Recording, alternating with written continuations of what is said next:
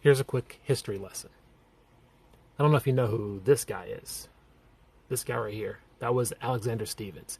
He was the vice president of the Confederacy.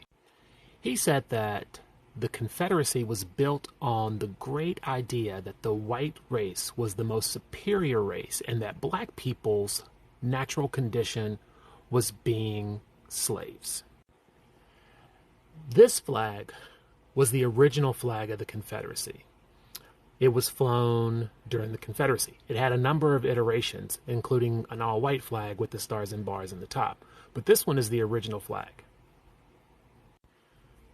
This flag is a flag that was adopted by a political party called the Dixiecrats. These were Southern Democrats who decided that they didn't want black people to sit next to them at convenience stores or restaurants. And they adopted this flag as to show that they were rebelling against the federal government and to support what they called states' rights.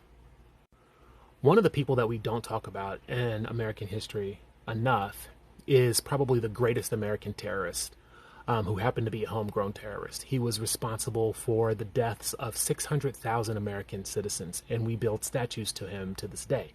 His name was Robert E. Lee. And he was the greatest general of that different country's flag that you keep flying. Last, I want to talk about the March on Selma, which is when John Lewis and Martin Luther King marched to Selma to show that they were in opposition of segregation. And along the way, the people who were in opposition to their integration would also fly that same flag that you flew, which is the Dixiecrat flag, to show that they were against black people sitting beside them, going to same schools as them.